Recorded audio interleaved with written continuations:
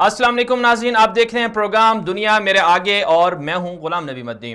आज की top stories जिन पर आज हम बात करने जा रहे हैं उनमें शामिल है पाकिस्तान, चीन, अफ़गानिस्तान का मुज़ाकरात हुए हैं। बहुत बड़ा इजलास हुआ है, काबुल में अंदर बड़ा इजलास हुआ और इसमें इजलास में क़याम अमन के हवाले से गौर और फिक्र किया गया। पाकिस्तान, चीन और अफ़गानिस्तान के आला हुक्काम की इस मीटिंग में अफ़गानिस्तान के मुस्तक़बिल के हवाले से कोशिशें की गई हैं और तजावीज़ सामने आई हैं। पाकिस्तान की कोशिशों से अमरीका तालिबान में पीर के रोज़ मुज़ाकरात भी होने जा रहे हैं और दूसरी तरफ से अफ़गानिस्तान में अमरीकी बमबारी से 60 से ज़ायद शहरी शहीद हुए और चार देहात भी सफ़ा हस्ती से मिट गए।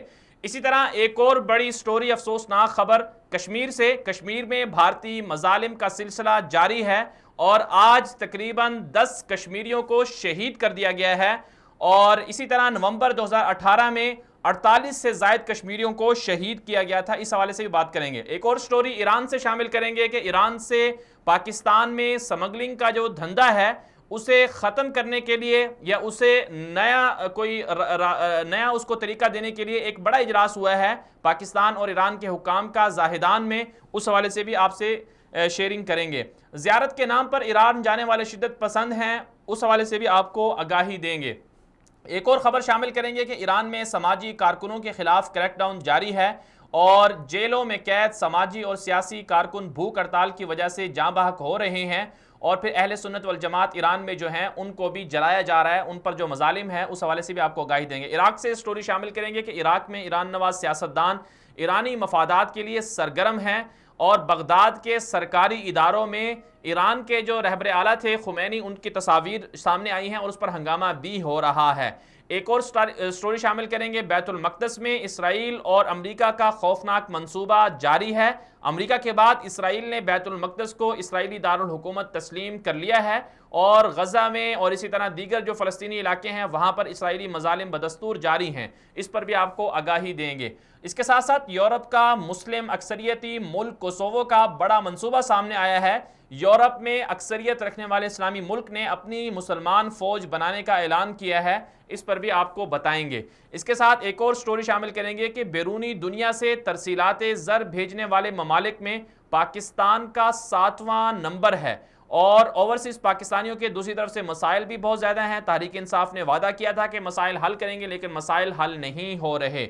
और इसके अलावा एक और स्टोरी शामिल कर लेंगे कि दुनिया में इंसानियत के कातिल जो असलहे के व्यापार हैं उससे भी आगाही देंगे कि असलहा कितना फ़रोख्त होता है और कितने लोग सालाना मारे जाते हैं असलहे की वजह से। अगर बात कर ली जाए आज की पहली स्टोरी के हवाले से, मकबूजा कश्मीर में आज का जो दिन था इंतहाई अफसोसनाक दिन था। आज पुलवामा जो बड़ा शहर है मकबूजा कश्मीर का, वहाँ पर भारतीय फ़ौज ने रियासती मजालिम ढाते हुए तकरीबन 10 कश्मीरियों को शहीद कर दिया है और ये 10 कश्मीरी, इनमें से पहले 3 नौजवानों को शहीद किया, फिर उस पर एहतजाज हो रहा था तो एहतजाज के दौरान बरह रास्त मुजाहिरीन पर फायरिंग की गई। उस फायरिंग के नतीजे में तकरीबन 7 और कश्मीरी शहीद हो गए। हर रोज़ 3, 4, 5, 10 कश्मीरियों की तादाद है जो रोज़ाना की बुनियाद पर जो है वो शहीद उन्हें किया जा रहा है। ये आखिर वजह क्या है? पिछले कई सालों से ये सारी सूरत हाल हमारे सामने है और पिछले महीने की जो रिपोर्ट्स हैं वो ये कहती हैं कि 48 से ज़्यादा कश्मीरियों को पिछले महीने भी शहीद किया गया था और अभी दिसंबर के 15 दिन गुजर चुके हैं और अब तक की जो इतलात हैं उसमें तकरीबन 20 के करीब कश्मीरी शहीद हो चुके हैं। तो इस सूरत हाल, एक तरफ ये सूरत हाल है कश्मीर की, दूसरी तरफ से भारत में इंतखाबात भी चल रहे हैं और तीसरी तरफ से अक़वाम मुत्तहिदा और दीगर जो दुनिया है वो कश्मीर में भारतीय मजालिम का नोटिस नहीं ले रही और उनके खिलाफ कोई बड़ी करारदाद या कोई बड़ा एक्शन भी नहीं लिया जा रहा। तो ये अफसोसनाक सूरत हाल आखिर कब रुकेगी? कब कश्मीरी जो हमारे मुसलमान भाई हैं उनको कब सुकून मिलेगा और किस तरह से अक़वाम आलम को या बैरूनी दुनिया को कायल किया जा सकता है कि वो भारत को मजबूर करे, भारत पर पाबंदियाँ लगाए, भारत को इस बात का पाबंद बनाए कि वो अक़वाम मुत्तहिदा की करारदादों की पासदारी करे। और फिर पाकिस्तान का इसमें क्या किरदार होना चाहिए, पाकिस्तान किस तरह से अपना किरदार अदा कर सकता है, ये भी एक बड़ा सवाल है। बरतानिया के अंदर जो वहाँ के रहनुमा हैं वो इस हवाले से बड़ी गौर व फिक्र कर रहे हैं और कोशिश कर रहे हैं कि किसी न किसी तरीके से जो दुनिया है उनको बताया भी जाए और साथ साथ बरतानवी पार्लियामेंट और इस तरह यूरोप के दीगर ममालिक हैं वहाँ से कश्मीरियों के हक़ में कुछ इस तरह की तजावीज़ सामने आ जाएँ, कुछ इस तरह के मसाइल सामने आ जाएँ, कुछ इस तरह का हल सामने आ जाए کہ وہاں جو کشمیری ہیں ان کو جو ان پر روز مظالم ڈھائے جاتے ہیں ان سے بھارت جو ہے وہ باز آ جائے۔ تو یہ صورتحال ہے مقبوضہ کشمیر کی، اور بھارت کے حوالے سے جو صورتحال ہے وہ بھی آپ کے سامنے ہے کہ بھارت میں انتخابات چل رہے ہیں، 4.5 سال سے زائد کا عرصہ جو حکومت کی ہے مودی نے، اور وہ بھی آپ کے سامنے ہے کہ کس طرح سے شدت پسندی کو فروغ دیا گیا، ہندو تعصب بہت زیادہ بڑا ہے، اور پھر مقبوضہ کشمیر میں باقاعدہ فلسطین کی طرح ہندوؤں کو آباد کروانے کے حوالے سے قراردادیں سامنے آئی ہیں، عدالتی فیصلے سامنے آئے ہیں، اور کشمیریوں کے قتل عام کے حوالے سے مودی حکومت بڑا یہ افسوسناک کہ اس کا جو دور ہے وہ بڑا عجیب دور رہا ہے، زیادہ مظالم ہوئے ہیں، زیادہ کشمیری شہید ہوئے ہیں، اور پھر پاکستان کی طرف سے جس طرح سے احتجاج ہونا چاہیے وہ احتجاج تو ظاہر سی بات ہے کیا گیا، لیکن جیسا ہونا چاہیے تھا ویسا نہیں کیا گیا۔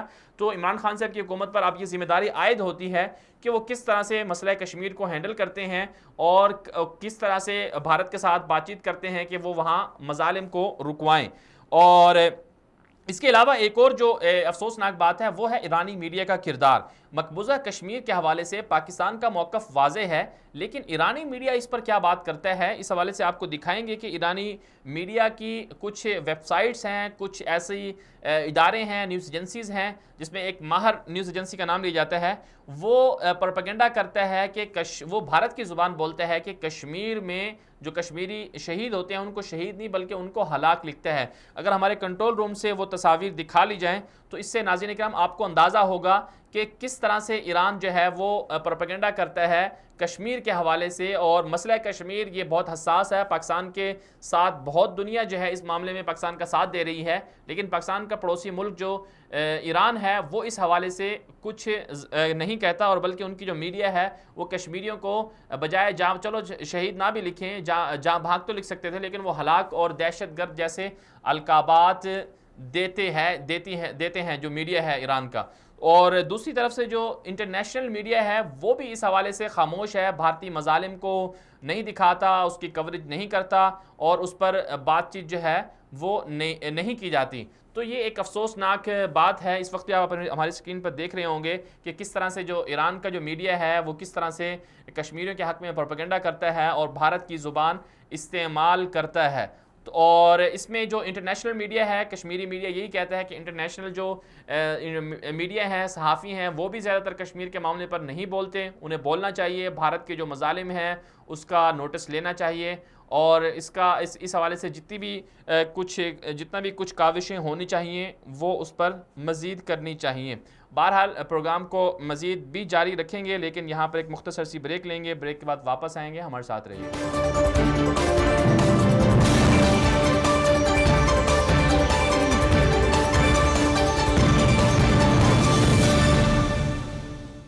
ویلکم بیک ناظرین، ایک اور سٹوری شامل کر لیتے ہیں پروگرام میں۔ یہ سٹوری ہے سعودی عرب نے پاکستان کو مزید $1 ارب پاکستان کے خزانے میں جمع کروائے ہیں، اور جس کے بعد پاکستان کے زر مبادلہ کے جو ذخائر ہیں $9.5 ارب تک پہنچ گئے ہیں۔ دوسری طرف سے جو پاکستان کا معاشی بحران ہے وہ بدستور جاری ہے، اور یہ کہا جا رہا ہے، آج کی جو خبر ہے، خسارے کے شکار ادارے 5 ماہ میں $115 ارب قرضہ لے چکے ہیں، جن میں پاکستان سٹیل مل ہے، اور پاکستان کی جو ایئر لائن ہے PIA وہ شامل ہے، اور اسی طرح واپڈا اس میں شامل ہے، اور یہ بڑے بڑے ادارے ہیں جو صرف 5 ماہ میں $115 ارب پاکستانی بینکوں سے اور مختلف اداروں سے لے چکے ہیں، اور مسلسل خسارے کا شکار ہیں۔ اور اس کے علاوہ ایک اور جو خبر سامنے آئی ہے ترسیلات زر کے حوالے سے، کہ بیرونی دنیا سے جو اوورسیز پاکستانی ہیں، دنیا میں جو ترسیلات زر کے حوالے سے کون سا ملک پہلے نمبر پر ہے، کون سا دوسرے پر ہے، ٹاپ جو 10 ممالک ہیں ان کی فہرست آج جاری ہوئی ہے، اس کے مطابق بھارت سب سے آگے ہے ترسیلات زر کے حوالے سے، اور بھارت سے سالانہ $80 بلین بھارت میں آتی ہیں بیرونی دنیا سے۔ دنیا بھر میں جو بھارتی مقیم ہیں وہ 80 بلین یعنی $80 ارب جو ہیں وہ بھارت بھیجتے ہیں، اور پاکستان کا نمبر 7واں بتایا جاتا ہے، اور سالانہ پاکستان کے اندر جو ترسیلات زر بھیجی جاتی ہیں اوورسیز پاکستانی جو 90 لاکھ سے بھی زائد ہیں، وہ $21 ارب سے زائد جو ہیں پاکستان کو ترسیلات زر بھیجتے ہیں، اور جس میں سعودی عرب سے تقریباً $5 ارب سے زائد کی ترسیلات زر پاکستان جاتی ہیں، اور کہا جاتا ہے رپورٹ کے مطابق کہ 6.9% GDP کا یہ بنتا ہے جو بیرونی دنیا سے پاکستان کو دیا آتا ہے ترسیلات زر کی مد میں۔ اور پچھلے برس کی بنسبت رواں سال جو ہے 6.2% ترسیلات زر میں اضافہ ہوا ہے. تو ایک طرف سے بیرونی دنیا سے لوگ پاکستان کو پیسے بھیج رہے ہیں اور دوسری طرف سے خسارے کا شکار پاکستان کے قومی ادارے ہیں اور پھر معاشی بحران بھی بدستور جاری ہے. اور کہا یہ جا رہا ہے کہ پچھلے 5 مہینے میں پاکستان کی معیشت کو بہت زیادہ مسائل کا سامنا کرنا پڑ رہا ہے. اس حوالے سے مزید جان لیتے ہیں پاکستان کے سینئر اور ماہر تجربہ کار ہیں، معیشت دان ہیں، جناب ڈاکٹر شاہد حسن صدیقی صاحب. السلام علیکم سر، بہت بہت شکریہ آپ نے ہمیں وقت دیا. وعلیکم السلام. جی سر، یہ فرمائیے گا کہ پاکستان کا جو معاشی بحران ہے، جس طرح سے مسائل چل رہے ہیں، تحریک انصاف کی حکومت کو 3.5 مہینے سے زیادہ کا عرصہ ہو چکا ہے لیکن بدستور جاری ہے. سعودی عرب نے پہلے $2 ارب دیے اور اب $1 ارب دیا. کہا جا رہا ہے کہ زر مبادلہ کے ذخائر بڑھ گئے ہیں. دوسری طرف سے قومی جو ادارے ہیں، PIA، اسٹیل مل اور واپڈا وغیرہ، یہ سارے مسلسل خسارے کا شکار ہیں، قرضے لے کے قرضوں پہ چل رہے ہیں. اور پھر تیسری طرف سے جو ترسیلات زر ہیں اوورسیز پاکستانی جو بھیج رہے ہیں، ہم دیکھتے ہیں ان میں تو زیادہ اضافہ ہو رہا ہے لیکن پھر بھی مسائل حل نہیں ہو رہے. تو یہ ساری صورتحال پاکستان کے معیشت کے حوالے سے چل کیا رہی ہے اور موجودہ گورنمنٹ اس پر کیوں کنٹرول نہیں کر پا رہی ہے؟ بہت شکریہ، آپ نے بہت ہی اہم نکات اٹھائے ہیں. اصل میں سب بات یہ تھی کہ جس وقت اس حکومت نے حلف اٹھایا تھا تو اگر ہم ریزروز کی بات کریں جو سعودی عرب سے $2 ارب ملے ہیں تو اس وقت ریزرو جو اسٹیٹ بینک کے تھے وہ $10.2 ارب تھے. اب اسٹیٹ بینک کے جو ریزرو تھے یہ گرنے شروع ہوئے اور سعودی عرب سے $2 ارب ملنے کے باوجود ہمارے جو ریزروز ہیں وہ $10.2 ارب سے گر کے $8.2 ارب رہ گئے. یعنی اس کا مطلب یہ ہوا کہ اگر ہم سعودی جو قرضہ ملا ہے اس کو چھوڑ ذہن سے نکالیں تو $4 ارب کی عملاً کمی ہوئی ہے 4 مہینے میں. یہ انتہائی ایک تشویشناک بات ہے اور یہ اس وقت ہوئی ہے کہ جب حکومت کہہ رہی تھی کہ 4 مہینے پہلے کہ جی تو بائی پاس کی ضرورت ہے اور معیشت دیوالیہ ہو گئی، لیکن اب تو $2 ارب ملنے کے باوجود ہم اس سے نیچے چلے گئے $2 ارب نیچے. ایک تو تشویش کی بات ہی ہے. دوسرا ہم نے دیکھا کہ اسٹیٹ بینک نے جو ہے 2 مرتبہ شرح سود میں اضافہ کیا اور جو روپے کی قدر ہے وہ بھی 2 دفعہ گری اور 124 روپے کا ڈالر تھا جب حلف اٹھایا تھا وزیر اعظم عمران خان نے، اب یہ 140 پر چلا گیا. تو یہ تمام 3 اتنی بڑی خرابیاں ہیں، اس کے باوجود ہم یہ دیکھ رہے ہیں کہ روپے کی قدر پر دباؤ برقرار ہے، زر مبادلہ کے ذخائر پر دباؤ برقرار ہے، تجارتی خسارہ اور جاری حسابات کا خسارہ اونچا ہے اور مہنگائی بڑھے گی جس سے عوام جو ہے کچلے جائیں گے. اور اسٹیٹ بینک بھی یہ کہہ رہا ہے، عالمی ادارے بھی کہہ رہے ہیں کہ 2019 اور 2020 میں جو ہمارا گروتھ ریٹ رہے گا یہ اس سے کم ہوگا جو موجودہ حکومت کو ورثے میں ملا تھا. ایک اور بات یہ ہے کہ بڑا یہ چرچا رہا کہ 10 سال میں بے تحاشا پاکستان کے قرضے بڑھے اور کہا گیا کہ 23,000 ارب روپے قرضے بڑھ گئے 10 سال میں، تو وہ تو بنتا ہے 2300 ارب جو ہے سالانہ. اس حکومت کے پہلے سال میں اس اوسط سے کہیں زیادہ پاکستان کے قرضے بڑھیں گے. یہ بہت ہی تشویش کی بات ہے اور ٹیکس جو ہے وہ جو قرضہ اور GDP کا جو تناسب ہے وہ بھی بڑھ جائے گا. تو ایک سوال یہ پیدا ہوتا ہے کہ یہ سب کیوں ہو رہا ہے. اس کی بنیادی وجہ یہ ہے کہ یہ سب کا جتنے بھی سخت اقدامات اٹھائے ہیں ان کے ساتھ اگر معیشت میں کچھ اسٹرکچرل اصلاحات نہیں کی جاتی تو کبھی بھی پائیدار بہتری نہیں آئے گی. اور اس کا ادراک جو تھا تحریک انصاف کو تھا، چنانچہ ان کا جو منشور تھا 100 دن کا نکات تھے 10، اس کا ایک جملہ میں آپ کو سنا دیتا ہوں کہ ہم پہلے 100 روز کے اندر عدل پر مبنی، انصاف پر مبنی ٹیکسوں کی پالیسی نافذ کر دیں گے.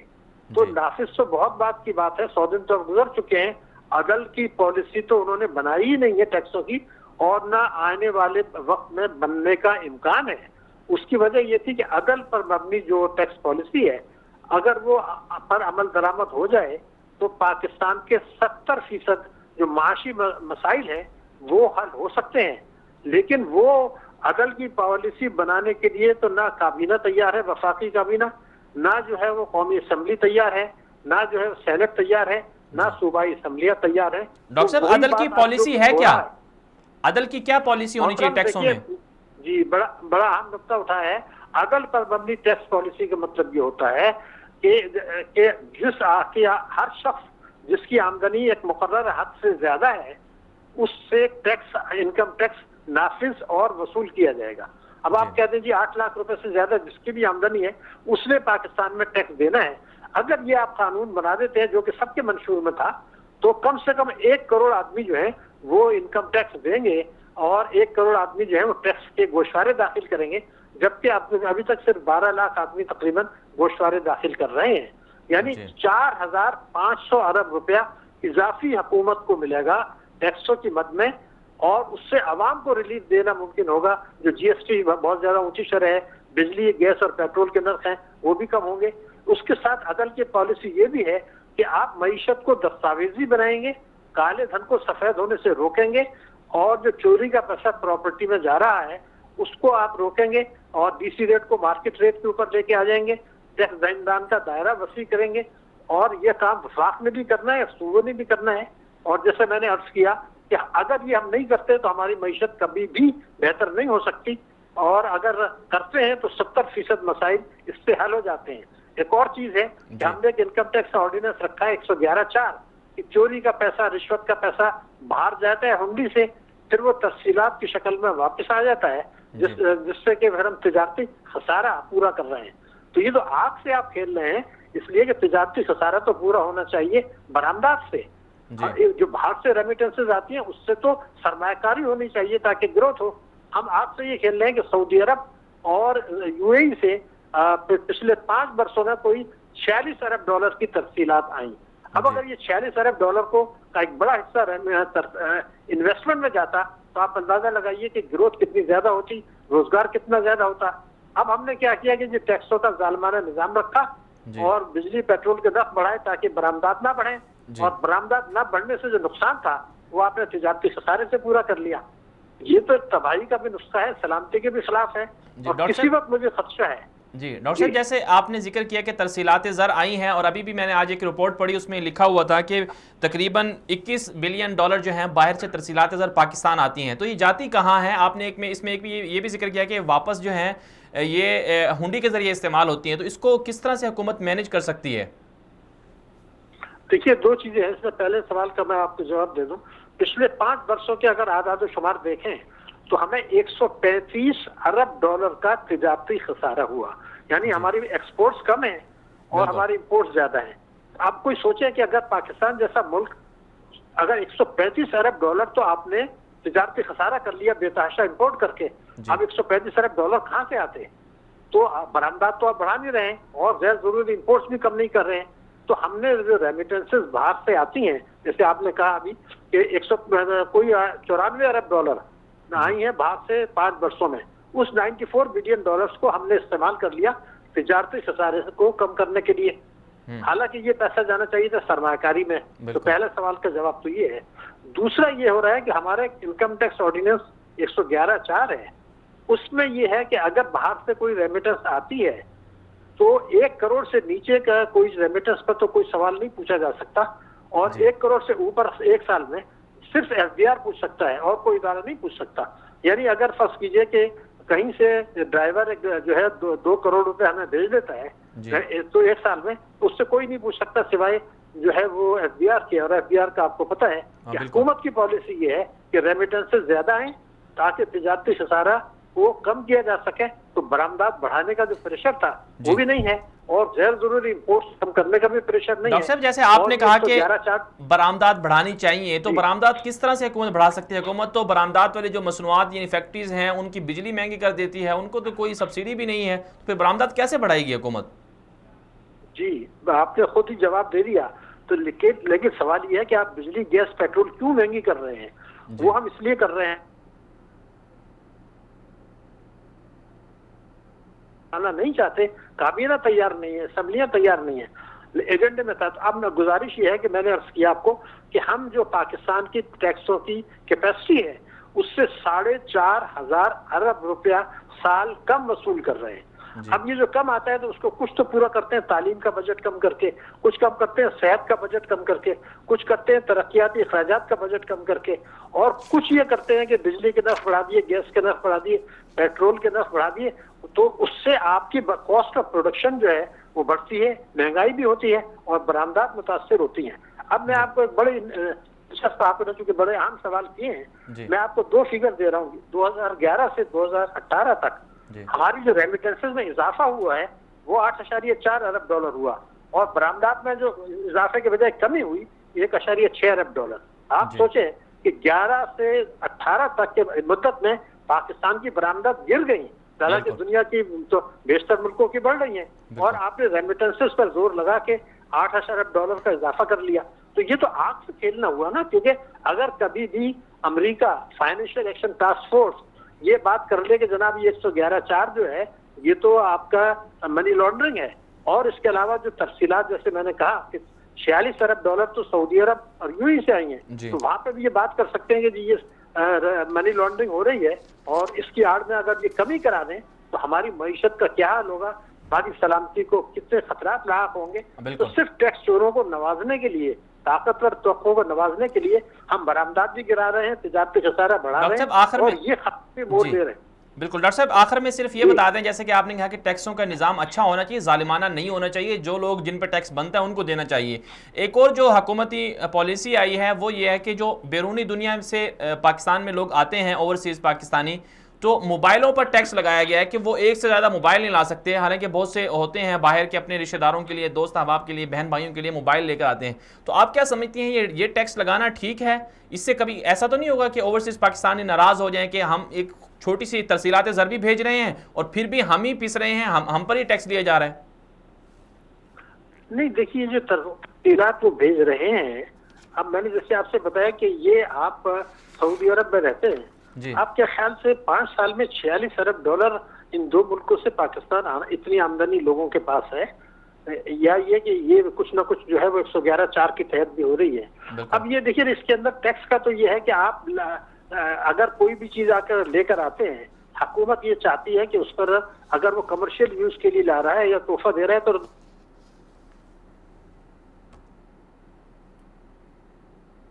کچھ چیزوں پر، لیکن ٹیکس کا تو ایک اصول، اگر میں نے تو چونکہ اصول یہ بتایا کہ ہر قسم کی آمدنی پر ٹیکس ہونا چاہیے، جو باہر سے چیز آتی ہے اس کو بھی ٹیکس دینا چاہیے. اب سمندر بار پاکستانی جب یہاں ریمیٹنسز بھیجتے ہیں تو ان سے وہ پراپرٹی خریدتے ہیں، تو پراپرٹی میں ہم نے دیکھا کوئی 20% سالانہ، 25% سالانہ اضافہ ہوتا ہے، تو چند سالوں بعد بیچتے ہیں تو پیسہ جاتا ہے. تو ان کو جو سہولیات اور عزت ملنے پر کے تو میں بہت زیادہ فیور میں ہوں، لیکن ان کے لیے کوئی بڑی بات نہیں ہے کہ ایک موبائل اگر لاتے ہیں تو اس پر ٹیکس دے دیں. اس کا کچھ عملی مشکلات ہیں، میرا خیال سے تھوڑا سا ایڈجسٹمنٹ کر لینا چاہیے، مگر اصولی طور پر صحیح ہے، مگر اس میں کچھ نہ کچھ چینجز کی گنجائش ہے تاکہ یہ جو کمپلینٹ ہے یہ کم ہو. جی چلیں ڈاکٹر صاحب، آپ کا بہت بہت شکریہ، آپ نے ہمیں وقت دیا اور بہت اچھی گفتگو کی معیشت کے حوالے سے. ناظرین کرام، آگے بڑھیں گے، بات کر لیتے ہیں ایران میں جو ایران کی اور پاکستان کے ساتھ جو سرحدی معاملات ہیں اس حوالے سے. ایران پاکستان کے ساتھ جو ایران کی سرحد ملتی ہے تقریباً 900 کلومیٹر سے زائد ہے، اور پھر اس سرحدی علاقے سے بہت ساری چیزیں ایسی ہیں جو غیر قانونی سمگلنگ ہوتی ہے، دھندہ ہوتا ہے، اور پھر اس میں اربوں ڈالر کی جو ہے سمگلنگ ہوتی ہے. اور سمگلنگ کرنے والے زیادہ تر جو لوگ ہیں وہ لوگ ہیں جو بڑے مافیا ہیں، جن میں خود ایرانی حکومت کے لوگ بھی شامل ہیں، سپاہی پاسداران انقلاب، اور اسی طرح پاکستان سے بھی بڑے مافیا جنہیں ہم کہہ سکتے ہیں کہ جرائم پیشہ ہیں وہ اس میں ملوث ہوتے ہیں. اگرچہ اس میں جو چھوٹے طبقے کے لوگ ہیں جو سرحدی علاقوں میں بستے ہیں بلوچستان میں اور ایران میں، وہ بھی آپس میں کچھ چیزیں شیئر کرتے ہیں، لیکن وہ ایک تجارتی اس سے نقطہ نظر سے شیئر کرتے ہیں. مثلا ایران میں بسنے والے اہل سنت یا کوئی اور جو بلوچ ہیں وہ وہاں سے پیٹرول لاتے ہیں اور پھر ادھر سے پاکستان سے جو لوگ ہیں وہ وہاں سے پھر وہ چاول وغیرہ لے جاتے ہیں. چھوٹے طبقے پہ ہوتے ہیں، لیکن بڑے طبقے پہ جو لوگ سمگلنگ کرتے ہیں وہ یا تو سپاہی پاسداران کے لوگ ہیں اور پاکستان سے بھی بڑے بڑے مافیاز ہیں. اسی حوالے سے ایک اجلاس ہوا ہے زاہدان میں، سیستان میں، 3 روزہ، اور پاکستان کے حکام بھی تھے، ایرانی حکام بھی تھے. انہوں نے کہا کہ بارڈر کی سیکیورٹی کو اسے کنٹرول کیا جائے گا، اور جو سب خبریں سامنے آ رہی ہیں وہ یہ سامنے آ رہی ہیں کہ جو ایران کی جو سیکیورٹی ہے پاسداران انقلاب، چونکہ امریکہ کی پابندیاں لگ چکی ہیں اس پر، وہ یہ کہہ رہے ہیں کہ جو سمگلنگ کا معاملہ ہے، دھندہ ہے، یہ اپنے کنٹرول میں لے لیں. اس سے جو خود وہاں علاقائی لوگ ہیں جو تجارت کرتے تھے ان کو بھی بڑی مشکلات کا سامنا ہے. اور ساتھ میں مزید بھی آپ کو شیئر کریں گے کہ ایران میں جو صوبہ بلوچستان ہے وہاں کے عوام پر کتنا ظلم ہو رہا ہے، کس طرح سے ان کو گاڑیوں میں جلا کر مار دیا جاتا ہے، اور وہاں کی جو سنی عوام ہے کس طرح سے مظالم کا شکار ہے. اس حوالے سے بھی آپ کو آگاہی دیں گے. اس وقت ہمارے ساتھ ساتھ ایران کے صوبہ بلوچستان سیستان سے ہمارے ساتھ لائن پر موجود ہیں محترم جناب عبدالقادر بلوچ صاحب. السلام علیکم سر, بہت بہت شکریہ آپ نے وقت دیا ہمیں. وعلیکم السلام ورحمۃ اللہ وبرکاتہ. سر پہلے تو یہ بتا دیجیے گا کہ جو زاہدان کے اندر اجلاس ہوا ہے سمگلنگ کے حوالے سے, تو آپ اس کو کیا کہیں گے کہ جو ایران سے پاکستان میں سمگلنگ ہوتی ہے یا پھر ایرانی کچھ لوگ ہیں جو پاکستان سے چیزیں ایران سمگلنگ کرتے ہیں, جو بڑے لیول کے لوگ ہیں, کرپٹ مافیا اس میں ہم کہتے ہیں, بڑے بڑے مافیاز ہیں, تو آپ کیا سمجھتے ہیں یہ سمگلر ہیں کون اور ان کے اہداف کیا ہیں؟ کہا جاتا ہے کہ ایران جو ہے, جو کہ ان کو مالیاتی طور پر مسائل کا سامنا ہے, وہ بیرونی دنیا سے ڈالر اکٹھے کر رہا ہے تاکہ امریکی پابندیوں کے جو اثرات ہیں اس سے بچا جا سکے. بسم اللہ الرحمن الرحیم. اصل میں یہ 22واں اجلاس ہے جو زاہدان میں ہوا پاکستانی اور ایرانی حکام کے درمیان, اور یہ عام طور پر یہ دونوں سائڈ کے بارڈر فورس والے وہاں بیٹھتے ہیں اور وزرائے داخلہ. تو یہ لوگ بارڈر کے اوپر یہ کس جگہ سے کون سے سامان کے ترسیل ہو جائے غیر قانونی طور پر, تو اسی پہ یہ لوگ اسی مسائل پہ بات کرتے ہیں. تو اصل میں جتنے سامان کے اسمگلنگ ہوتا ہے بڑے پیمانے پر, چاہے پاکستان سے ایران پہ جاتا ہے یا ایران سے پاکستان پہ, یہ صرف اور صرف ایرانی ضروریات کے لیے ہیں اور ایرانی زر مبادلہ کو بڑھانے کے لیے. یہاں میں پاکستان کو سوائے وہ لوگ جو لاتے ہیں اور کچھ بھی نہیں ملتا ہے. ابھی مثال کے طور پر بڑے پیمانے پر بڑے جانوروں کا گوشت جو ہے یا گائے جو ہے جو اسمگلنگ ہو کے ایران پہ جاتا ہے, وہاں پہ جو کمیلے لگے ہوئے ہیں سیلاب کے علاقے میں یا چابہار میں یا دوسرا بارڈر کے جگہ پہ, یہ سب ان سب کا انحصار سپاہ پاسداران کے ہاتھ میں ہے. تو ان کا فائدہ جو ہے ہزاروں جانور جب جاتا ہے بھی ٹیکس کے بغیر اس کا پیسہ سپاہ پاسداران کے ہاتھ میں جاتا ہے. اور یہ چاول اور دوسرے لیمون ہو گئے یا فروٹ یا دوسرے سامان اگر آپ دیکھیں گے یہ زاہدان میں یا مشہد میں یا تہران میں یہ پاکستان سے سستا وہاں پہ ملتے ہیں پاکستانی کے ریٹ پہ. ابھی چاول بناسپتی ہو سکتا ہے پاکستان میں کہ اچھا والا کلو 180 120 روپے ہو جائے, وہاں پہ یہ عام طور پر 100 روپے 120 روپے آپ کو ملے گا. تو یہ یعنی آپ کے عبدالقادر صاحب, یعنی آپ کے کہنے کا مطلب یہ ہے کہ زیادہ تر جو سمگلنگ ہوتی ہے بڑے پیمانے پر وہ ایران کے زر مبادلہ کے ذخائر کو بڑھانے کے لیے ہوتی ہے اور ایران کی جو سپاہ پاسداران ہے اس کے فائدے کے لیے اور اس کی ضروریات کے لیے ہوتی ہے یہ. بالکل بالکل. اور وہاں پہ سپاہ پاسداران کے ذیلی شاخے ہو گئے جیسے بسیج ہو گئے یا دوسرے فورسز ہو گئے, ابھی ان کو وہ جو پیسہ سالانہ ملنا چاہیے بچت میں ان کے لیے اس میں کمی آ رہا ہے, تو ان کو ایرانی گورنمنٹ تیل دے رہا ہے. تو بڑے پیمانے پہ سمندر میں بھی اور سارے بارڈروں کے راستے میں سے وہ تیل جو پاکستان پہ آ رہا ہے تو وہ ریاستی سرپرستی پہ وہاں سپاہ پاسداران کے سرپرستی پہ اسمگلر ہوتا ہے. اور جو بلوچ مقامی لوگ ہیں جو دوسرے راستوں سے چھوٹے گاڑیوں کے ساتھ, ان کو تو آپ لوگوں کو نظر آ رہا ہے ان کو تو وہ جلا دیتے ہیں, مار دیتے ہیں اور نہیں چھوڑتے ہیں. وہ صرف انہی لوگ اپنے مفاد کے لیے, اور وہی تیل کا اجازت ہے جو سپاہ پاسداران دے رہا ہے. یعنی آپ کے کہنے کا مطلب یہ, جی بالکل, آپ کی کہنے کا مطلب یہ ہوا کہ جو باسیج فورس ہے, القدس فورس ہے یا اسی طرح اور سپاہ پاسداران کی ذیلی شاخیں ہیں وہ اب اپنے بجٹ اور ضروریات پوری کر رہی ہیں سمگلنگ سے, اور جو علاقائی تاجر ہیں دونوں اطراف میں بستے ہیں ان کو مسائل کا سامنا ہے کہ وہ اگر چھوٹی موٹی چیزوں سے تجارت بھی کرتے ہیں تو ان کی گاڑیوں کو جلا دیا جاتا ہے. تو بلوچستان میں سنی عوام کا کیا صورتحال ہے؟ جو ایران کا بلوچستان ہے وہاں کیا حال ہے؟ بہت غربت ہے, پسماندگی ہے وہاں پر. جی ہاں, یہ اسمگلنگ ہوتا ہے اور وہاں پہ گورنمنٹ میڈیا میں چلا رہا ہے کہاں یہ بلوچستان کے لوگ ہیں اور بلوچستان کے لوگوں کے نام پہ اس نے یہ اسمگلنگ ڈالا ہے. حالانکہ بلوچستان وہاں کے سنی کے لوگ ہیں, وہی غریب بھوکے ہیں, وہی ہے روز جل رہے ہیں, اور وہی ہے ان کے گھروں کے اگر حالت آپ دیکھ لو گے وہاں پہ چولہا بھی نہیں چلتا ہے, کچھ بھی ان کے پاس بھی نہیں ہے.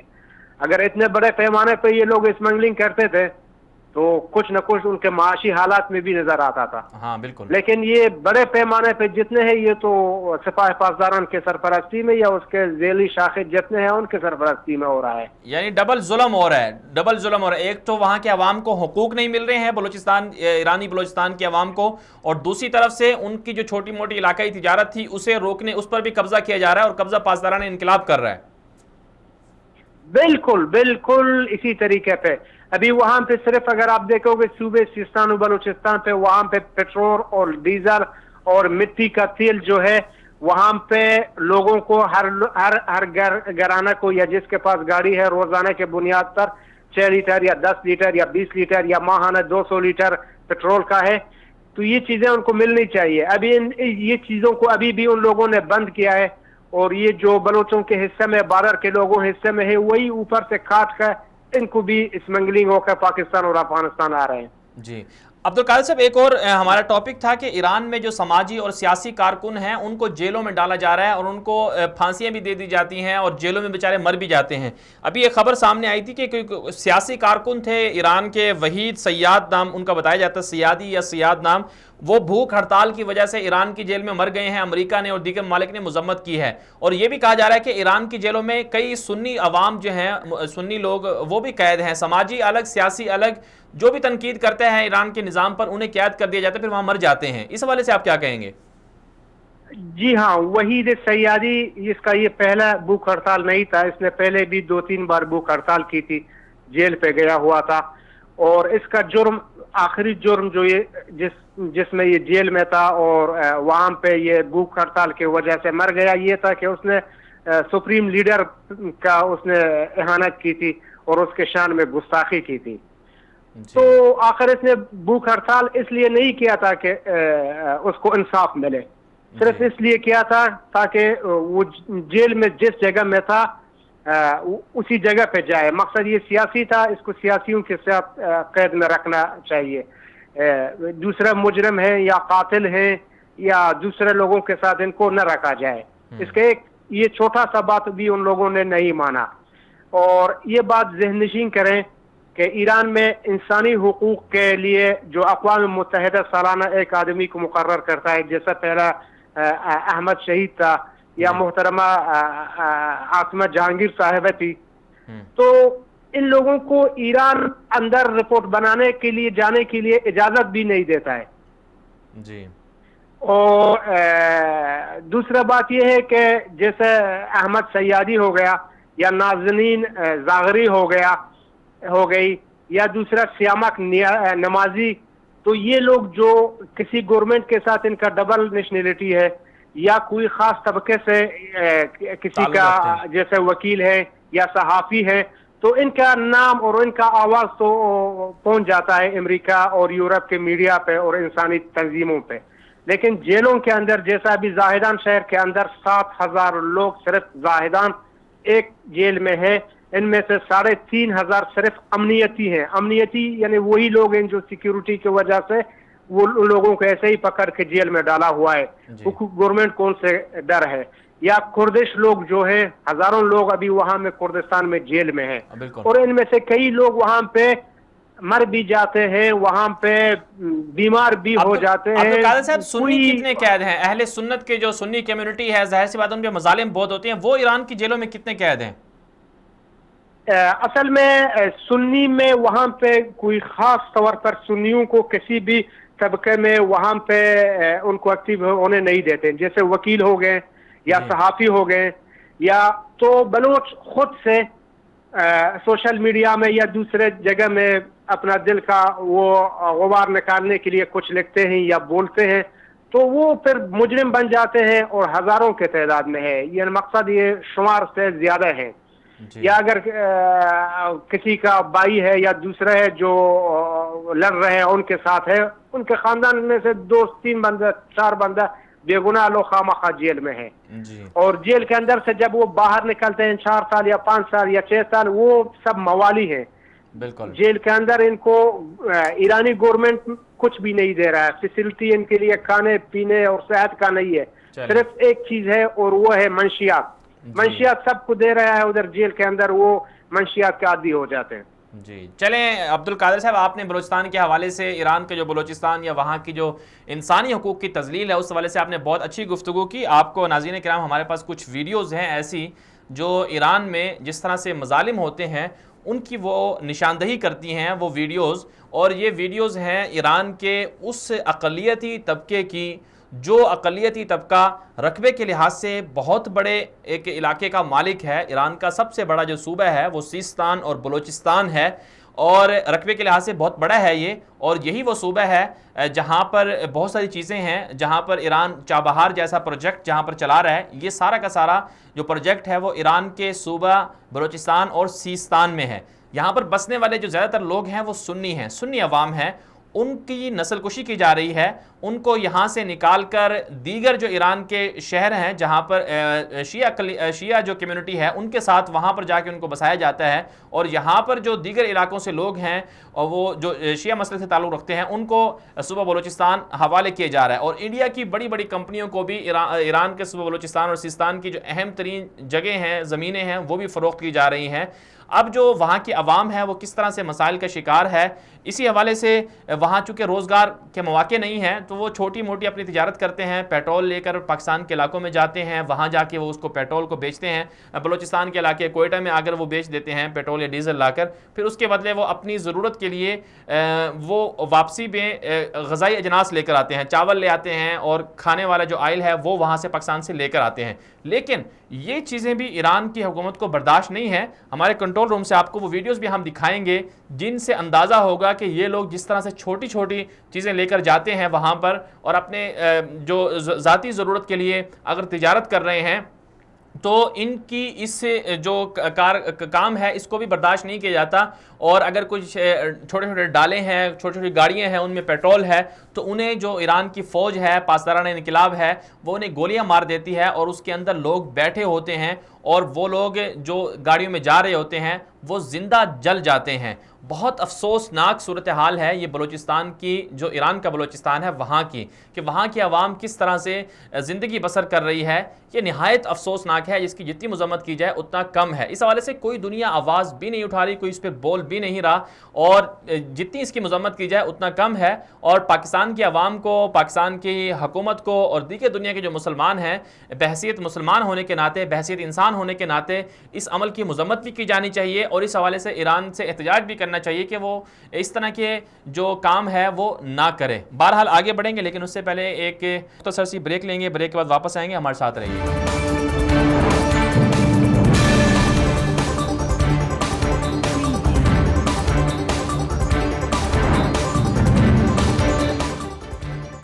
ویلکم بیک ناظرین، مزید بات کر لیتے ہیں آگے. یہ ہمارے پاس سٹوری ہے عراق سے. عراق میں ایران نواز سیاستدان جو ہیں ان کے خلاف بڑا ایکشن کیا جا رہا ہے. عراق کی جو عوام ہے وہ بہت پریشان ہے اور ایران کو عراق سے بے دخل کرنے کے لیے مہم چلائی جا رہی ہے. اور اسی حوالے سے کہ عراق کے اندر ایران کس طرح سے اپنا اثر و رسوخ رکھتا ہے، کس طرح سے وہاں کے اداروں میں جو ایران ہے اس کی موجودگی ہے، اس کا اندازہ آپ ایک تصویر سے لگا سکتے ہیں. جو تصویر آپ کو ہم ابھی دکھائیں گے اس تصویر میں آپ کو نظر آئے گا کہ بغداد کی صوبائی کونسل کے رکن دفتر میں خامنائی اور خمینی کی تصاویر ہیں. یہ علاقہ ہے بغداد، دارالحکومت دنیا کا اور عراق کا سب سے بڑا قدیم شہر ہے یہ بغداد. وہاں کا جو صوبائی کونسل کا دفتر ہے جو عراقی گورنمنٹ کے ماتحت ہے، وہاں پر بیرونی دنیا سے یعنی ایران سے بیرونی دنیا کے جو لوگ ہیں، دو خمینی اور خامنائی اور ایران کے دیگر عہدیداروں کی تصویریں ہیں. اور یہ تصویریں کہاں پر ہیں؟ یہ عراق کے اندر ہیں، اور عراق کے جو گورنمنٹ سرکاری آفس ہے، سرکاری دفتر ہے، وہاں پر یہ تصویریں ہیں. تو یہی وجہ ہے. اور تصویر میں جعفر العلاق نامی شخص جو ہے وہ بھی دکھائی دے رہے ہیں کہ ان کے آفس میں یہ تصویریں لگی ہوئی ہیں، اور وہ ان کے آفس میں یہ تصویریں ہیں. اور ظاہری طور پر وہ عراقی ہیں، لیکن ایران سے اتنی محبت کہ ایران کے جو لوگ ہیں، ان کے عہدیدار ہیں، ان کی تصویریں جو ہیں وہ اپنے آفس میں چپکائی ہوئی ہیں. یہی وجہ ہے کہ ان تصویروں کے بعد ہنگامہ ہوا عراق کے اندر، اور عراق کی جو عوام ہے سوشل میڈیا پر، ٹویٹر پر، وہ مذمت کر رہی ہے کہ ایران کا عراق میں کیا کام ہے، اور ایران کی جو مداخلت ہے اسی وجہ سے عراق کی صورتحال بگڑی ہوئی ہے. اور بہت سارے جو وسائل ہیں عراق کے وہ ایران ان پر قبضہ کر رہا ہے. ایران کی جو ملیشیائیں ہیں عراق کے اندر وہ بہت زیادہ ہیں اور عراق کی عوام کو ان کے وسائل استعمال نہیں کرنے دیے جا رہے. تو یہ صورتحال ہے عراق کی جو آپ نے ابھی تصاویر میں بھی دیکھ لی. بہرحال آگے بڑھیں گے. ایک اور ٹاپک ہے ہمارے پاس اور یہ ٹاپک ہے فلسطین کے حوالے سے ہے. آسٹریلیا نے بیت المقدس کو تسلیم کر لیا ہے اسرائیل کا دارالحکومت. اس سے پہلے امریکہ نے تسلیم کیا تھا. امریکہ نے کہا کہ بیت المقدس جو ہے وہ اسرائیل کا دارالحکومت ہے اور ساتھ ساتھ امریکہ نے اپنا سفارت خانہ تل ابیب سے القدس بھی منتقل کیا تھا. ایک طرف سے امریکہ اور اسرائیل کا بھیانک منصوبہ جو ہے وہ جاری ہے اور دوسری طرف سے جو فلسطین کی مسلمان ہیں، فلسطین کے مسلمان جو احتجاج کر رہے ہیں ان کی نسل کشی بھی کی جا رہی ہے. آئے روز فلسطینیوں کو شہید کیا جا رہا ہے. فلسطینی مظاہرے کرتے ہیں، روکتے ہیں کہ ہمارا حق ہے، یہ بیت المقدس ہمارا ہے، ہمارے آباء و اجداد نے اس بیت المقدس کے لیے قربانیاں دی تھیں، القدس ہمارا ہے، اس میں اسرائیل قبضہ نہیں کر سکتا. یہودی آباد کار فلسطینیوں کی زمینوں پر قبضہ کرتے ہیں اور ان کے کھیتوں کو اجاڑ دیتے ہیں، وہاں پر اپنے گھر بسا لیتے ہیں. ٹاؤنز اگر ہوتے ہیں، پلاٹس اگر ہوتے ہیں، ان پر قبضہ کر کے اپنے گھر بنا لیتے ہیں. تو یہ صورتحال چل رہی ہے اور دوسری طرف سے جو اندر صورتحال چل رہی ہے وہ یہ ہے کہ امریکہ کے بعد آسٹریلیا نے بھی سفارت خانہ منتقل کرنے کے اندیا بھی دی ہے اور بیت المقدس کو دارالحکومت بھی تسلیم کر لیا ہے. اسی والے سے مزید جان لیتے ہیں. ہمارے ساتھ فلسطین سے اس وقت موجود ہیں وہاں کے سینئر صحافی جناب جلال محمود الفرح صاحب. السلام علیکم سر، بہت بہت شکریہ آپ نے ہمیں وقت دیا. وعلیکم السلام ورحمۃ اللہ وبرکاتہ. جی جلال صاحب یہ فرمائیے گا کہ جو ابھی تازہ کارنامہ سامنے آیا ہے کہ آسٹریلیا نے بھی امریکہ کے بعد کہا ہے کہ بیت المقدس جو ہے وہ اسرائیل کا دارالحکومت ہے، تو اس حوالے سے آپ کیا کہیں گے کہ فلسطینیوں کے جذبات کیا ہیں اور اسرائیل کس طرح سے بیرونی دنیا کو اپنے ساتھ ملا کر یہ سازشیں کر رہا ہے کہ بیت المقدس پر اس کا قبضہ یا کنٹرول مکمل ہو جائے؟ جی بسم اللہ الرحمن الرحیم والصلاة والسلام علی سیدنا خاتم الانبیاء والمرسلین محمد وعلی آلہ وصحبہ اجمعین. غلام مدنی بھائی، میں آپ کا مشکور ہوں کہ آپ نے ہمیں موقع دی ہے اس پروگرام میں بات کرنے کا. دیکھیے سب سے پہلی بات تو یہ ہے، میں شروعات کروں گا ڈونلڈ ٹرمپ صاحب کی طرف سے. ڈونلڈ ٹرمپ نے جو اعلان کیا ہے بیت المقدس کو، القدس کو اسرائیل کی دارالحکومت ہے اور اس کے بعد اسرائیل نے بھی اس کو تسلیم بھی کر لیا، یہ میں ضرور بتانا چاہتا ہوں یہ ایک کڑی ہے، ایک سلسلہ اب شروع ہو چکا ہے. اب یقیناً ڈونلڈ ٹرمپ اس مشن کی طرف نکل پڑا ہے کہ اسرائیل کا دارالحکومت القدس ہو اور تمام دنیا کی ممالک ہیں اس کو بطور اسرائیل کے دارالحکومت تسلیم کرے. اور یہ بھی آپ کو بتاتا چلوں کہ ڈونلڈ ٹرمپ اس پالیسی بھی اترا ہے کہ بلیک میلنگ کی کچھ ممالک کے ساتھ ایک بلیک میلنگ کا جو پالیسی ہے، بلیک میل کر کے ان سے القدس بیت المقدس اسرائیل کی دارالحکومت تسلیم کرنے پہ مجبور کرنے کی کوشش کر رہا ہے. اب آسٹریلیا نے جو اعلان کیا ہے، آسٹریلیا نے ساتھ ساتھ اعلان کرنے کے ساتھ انہوں نے اس میں ایک مشروط اعلان کیا ہے کہ ہم اعلان تو کرتے ہیں لیکن اپنی سفارت کو بیت المقدس میں منتقل کریں گے جب 20 پروسیس یعنی امن کے مذاکرات کامیاب ہو اور فلسطینی اور اسرائیلیوں کے بیچ میں ایک مستقل حل ہو، مستقل ایگریمنٹ ہو جس میں فلسطینیوں کو کچھ حقوق مل جائیں. لیکن یہ بھی ایک اس کو کہتے ہیں انٹرنیشنل پالیسی میں کہ یہ ایک ڈرامہ پالیسی ہے. یقیناً ہم اس چیز کو توقع کرتے ہیں آنے والے وقت میں کہ اور بھی ممالک ہیں جو ڈونلڈ ٹرمپ کی بلیک میلنگ میں آ کر بیت المقدس کو اسرائیل کے دارالحکومت تسلیم کریں گے. رہا سوال ہماری جو جذبات ہیں، بالکل اس بات کو ہم مذمت کرتے ہیں اور ہم اپیل کرتے ہیں پورے دنیا سے کہ پوری عالم پوری ورلڈ سے کہ بیت المقدس نہ وہ اسرائیل کا تھا اور نہ وہ اسرائیل کا ہے اور نہ ہی ہم انشاءاللہ ہونا دیں گے. جتنا بھی وہ اعلان کر لے جناب ڈونلڈ ٹرمپ صاحب ہے وہ اپنی طرف سے کر لے، لیکن شاید یہ بھول گیا کہ بیت المقدس کی حفاظت کرنے کے لیے لوگ کھڑے ہیں. فلسطینی عوام چھوڑیں گے نہیں ہے، فلسطینی عوام اتنا آسانی سے نہیں ہے کہ آپ ان کو آرڈر دیں اور وہ آرڈر مان لیں. اور یہ بھی بتانا چاہتا ہوں کہ اب چند دنوں میں اور بھی بہت چیزیں جو ہونے والی جو میں قبل از وقت میں بتانا نہیں چاہتا ہوں, لیکن جو ڈونلڈ ٹرمپ کوششیں ہیں مزید بیت المقدس کی طرف, انشاءاللہ تعالی اللہ نے چاہا تو اس کو ناکام کر دیا جائے گا. اور آنے والے وقت میں یہ ثابت ہوگا کہ اللہ تعالی فلسطینیوں کے ساتھ ہے اور اللہ تعالیٰ اس بیت المقدس کی حفاظت کریں گے انشاءاللہ تعالیٰ. جی چلیں جلال صاحب, آپ کا بہت بہت شکریہ, آپ نے آگاہی دی. یہ تھے ہمارے ساتھ فلسطین سے جناب جلال محمود الفرح صاحب. بیت المقدس مسلمانوں کا مرکز ہے, قبلہ اول ہے, اس کی حفاظت پر کوئی سمجھوتا نہیں ہو سکتا. اور جتنی اس کی مذمت کی جائے, جتنی جو امریکہ کا اقدام ہے یا پھر امریکہ دیگر ممالک کے ساتھ, دیگر ممالک کو اپنے ساتھ ملا کر بیت المقدس اسرائیل کے حوالے کرنے جا رہا ہے, یہ جتنی اس کی مذمت کی جائے اتنا کم ہے. یہ بہرحال یہ بڑا ایک افسوسناک معاملہ ہے جو صورتحال ابھی آپ نے ناظرین کرام آپ نے سن بھی لی. آگے بڑھیں گے, مزید بات کر لیتے ہیں. ایک اور سٹوری ہے, یہ ہمارے ساتھ جو آج کی ٹاپ سٹوری تھی اس میں شامل ہے. پاکستان, چین, افغانستان کے درمیان کابل میں آج مذاکرات ہوئے ہیں, اور یہ مذاکرات ایک ایسے وقت میں ہوئے ہیں جب افغانستان میں قیام امن کے حوالے سے کوششیں کی جا رہی ہیں, اور پاکستان بھی براہ راست اس میں شامل ہے. اور پاکستان کی جو نئی گورنمنٹ آئی ہے تحریک انصاف, اس تحریک انصاف کے جو چیئرمین ہیں اور پاکستان کے وزیر اعظم ہیں جناب عمران خان صاحب, ان کا بھی یہ بیان سامنے آیا کہ یہ ہماری حکومت کی کامیاب سفارتکاری ہے کہ اب امریکہ پاکستان سے ڈو مور کا مطالبہ نہیں کر رہا بلکہ پاکستان کی بات مان رہا ہے, پاکستان کو کہہ رہا ہے کہ افغانستان کے مسئلے کے حل کے لیے پاکستان امریکہ کا تعاون کرے. عمران خان صاحب نے اپنے ایک بیان میں یہ بھی کہا کہ اب جو آنے والا سوموار ہے, یعنی کہ 2 دن کے بعد, وہاں پر امریکہ اور طالبان کے درمیان میں مذاکرات بھی ہو رہے ہیں, اور یہ مذاکرات نتیجہ خیز بھی ہو سکتے ہیں. اور ساتھ ساتھ جو آج کی جو ملاقات ہے افغانستان کے دارالحکومت کابل میں, پاکستان کے وزیر خارجہ شاہ محمود قریشی اور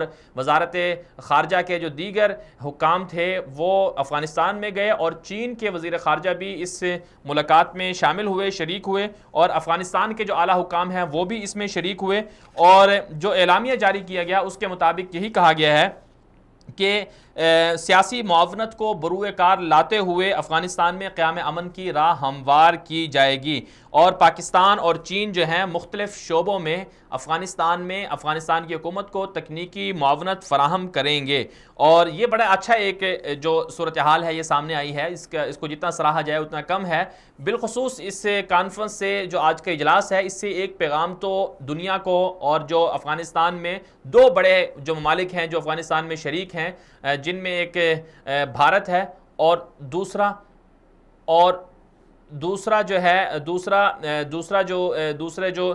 طرف سے جو بھارت ہے اور ایران ہے, یہ دونوں ممالک ایسے ہیں جن کا اثر و رسوخ افغانستان کے اندر بہت زیادہ ہے.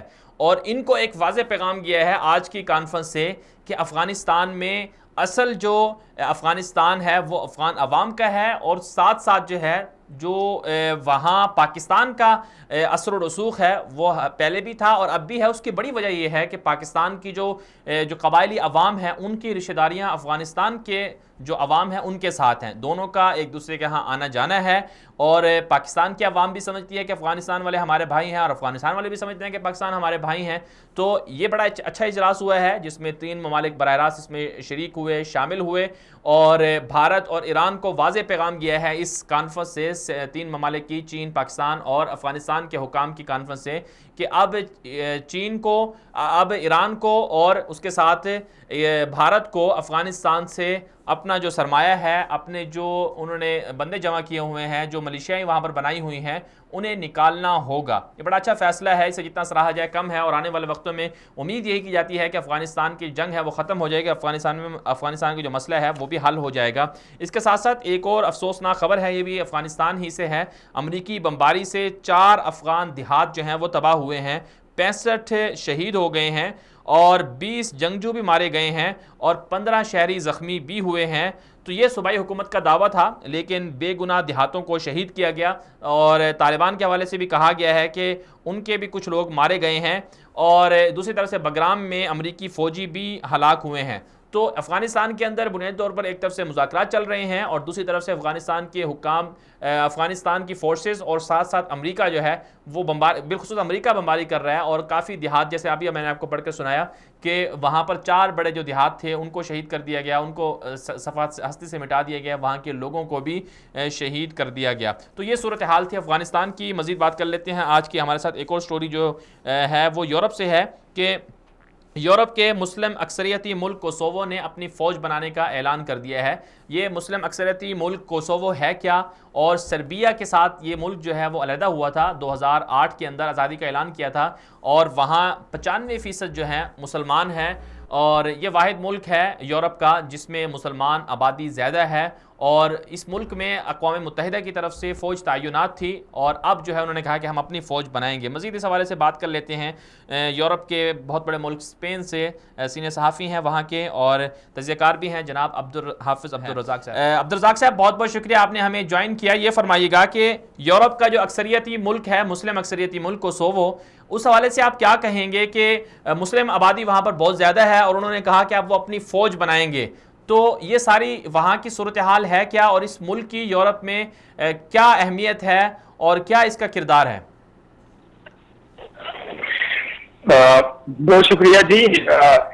ان دنوں میں جو تازہ صورتحال کوسوو کی ہے وہ یہ ہے کہ کوسوو چونکہ اس سے پہلے سربیا کا حصہ رہ چکا ہے، اور جب سے وہ آزاد ہوا ہے سربیا کو اس پہ غصہ بھی ہے، اور کوسوو بھی چاہتا ہے کہ جیسے دوسرے ممالک اپنے دفاع کے لیے اپنی ملٹری اپنی فوج رکھتے ہیں، ہم بھی رکھیں۔ کچھ ممالک اس کی حمایت کر رہے ہیں لیکن وطن اور یورپ اس کی مخالفت کر رہا ہے، کیونکہ سربیا بھی یورپ کا حصہ ہے اور کوسوو بھی یورپ کا حصہ ہے، اور سربیا چونکہ کرسچن اکثریتی ملک ہے اور یورپ کے ممالک بھی چونکہ اکثر یورپ کرسچن اکثریتی ممالک ہے، جس کی وجہ سے یورپی یونین اور وطن جو ہے وہ سربیا کی حمایت کر رہا ہے اور کوسوو کی مخالفت کر رہا ہے کہ انہیں فوج رکھنے کی اجازت نہیں دے رہے، جبکہ کوسوو اپنے دفاع کے لیے اپنی ذات کے لیے اپنی سرحدوں کے لیے فوج بنانا چاہتے ہیں، انہوں نے اپنی فوج بنا لی ہے۔ اس سے میں سمجھتا ہوں کہ پوری دنیا میں جیسے چھوٹا ملک ہو یا بڑا ملک ہو، ہر ملک کو اجازت ہونی چاہیے کہ وہ اپنے دفاع کے لیے اپنے سسٹم کو اپنے نظام کو چلانے کے لیے اپنی سرحدوں کو محفوظ کرنے کے لیے اپنی فوج بنا سکتا ہے۔ اب یورپ اگر مخالفت کر رہا ہے تو اس میں یورپ کو یہ بھی دیکھنا چاہیے کہ یورپ کے اپنے ہر ملک کی فوج موجود ہے، بلکہ صرف فوج موجود نہیں ہے بلکہ مختلف سیکورٹی ادارے موجود ہیں یورپ میں۔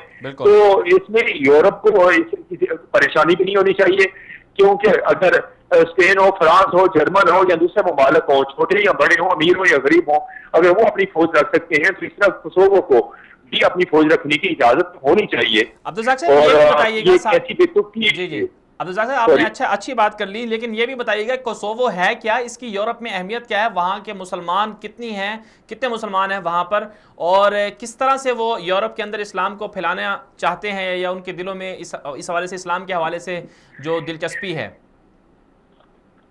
دیکھیے اسلام کے پھیلنے کا جو اثر ہے وہ تو دن بدن الحمدللہ جاری ہے، چل رہا ہے اور یہ جاری رہے گا۔ اب اگر کوسوو جیسے اس سے پہلے ترکی کی مخالفت کی جا رہی ہے مختلف ایشو پہ کہ ترکی جو ہے وہ اس میں یورپین سٹائل ہے اور آدھے میں جو ہے مسلم سٹائل ہے، تو اس لیے یورپ کو اس چیز کا خطرہ تو ہے، جیسے اس سے پہلے ترکی سے تو اب کوسوو سے بھی ہے کہ اگر ان کے پاس فوج ہوگی اور آج سے 10 سال 100 سال 200 سال بعد اس کے رزلٹ غلط ہو سکتی ہے، یا اس کی وجہ سے اسلام میں تقویت ہو سکتی ہے یا مختلف ایشو ہو سکتے ہیں، جس کی وجہ سے چونکہ وہ کوسوو ایک اکثریتی مسلمان ملک ہے، اس لیے یورپ کو اس سے ڈر اور خطرہ ہے، اس کی وجہ سے اسلام کی تقویت ہو سکتی ہے اور اس ملک کی بھی تقویت ہو سکتی ہے، اور آنے والے وقت میں یورپی یونین کے جو بھی قانون سازی معاملات ہو گئے، چونکہ کسی بھی وجہ سے کسی بھی وقت اگر اسلامی ممالک کے خلاف وہ قانون سازی ہوگی تو کوسوو اس میں مخالفت بھی کر سکتا ہے، اس لیے کوسوو کو یہ مضبوط نہیں دیکھنا چاہتے، نہ ہی یہ مضبوط کرنا چاہتے ہیں ملٹری کے حوالے سے ہو یا معاشی صورتحال کے حوالے سے ہو۔